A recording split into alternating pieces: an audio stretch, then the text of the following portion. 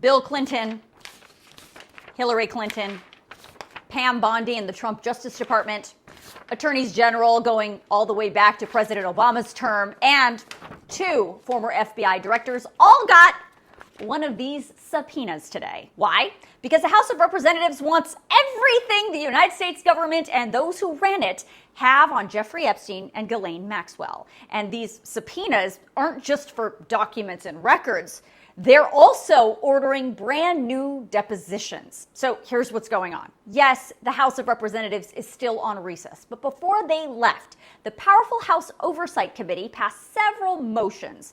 One was offered by Republican from Pennsylvania, Representative Scott Perry, to subpoena all the people I already mentioned. Another was offered by Democrat Representative Summer Lee of Pennsylvania to subpoena the Trump Justice Department to release all the files related to the Epstein case. Another was offered by Republican Representative Andy Biggs of Arizona to release all the communications between President Biden or anyone in his administration related to the Epstein case. And the last was offered by Republican Representative Nancy Mace of South Carolina to redact the names of the victims that are included in all of these documents. All of those motions passed in this House committee made up of both Republicans and Democrats on July 23rd.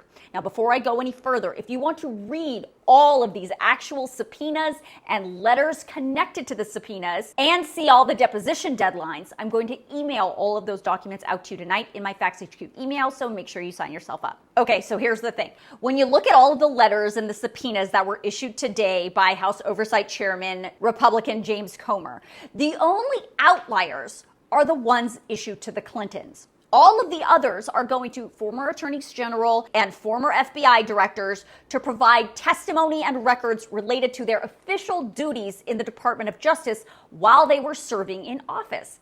But the subpoenas specifically for former President Bill Clinton and former Secretary of State Hillary Clinton were not issued because of their work in the U.S. government. Their subpoenas specifically touch on their personal connection to Jeffrey Epstein and Ghislaine Maxwell.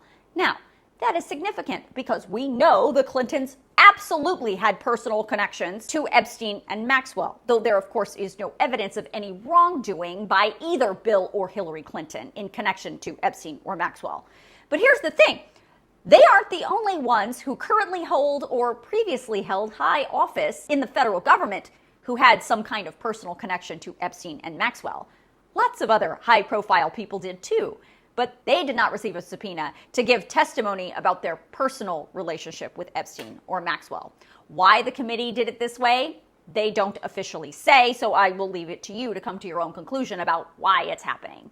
According to the chairman of the House Oversight Committee, all of these records and depositions have a deadline. Importantly, Attorney General Pam Bondi has 2 weeks until August 19th to release all of the Department of Justice records related to Jeffrey Epstein and Ghislaine Maxwell's cases to the House Oversight Committee. All of the other deadlines vary from August 18th all the way to October 14th. So we will see how much or how little the committee gets from any of these people. But I think what'll be most interesting to watch will be whether or not Pam Bondi and the Trump Justice Department complies with this subpoena to release anything from the Epstein files, or if they might fight it out in court to prevent anything from getting out. Now, traditionally, the Department of Justice is not really fond of releasing stuff like this to Congress, mostly because Congress leaks information, and obviously the DOJ doesn't want that to happen. And we know that because Pam Bondi officially closed the case when this unsigned memo was released and said nothing more would be released from that file last month. That's what started this whole firestorm. So we're going to have to see how this plays out in the coming days.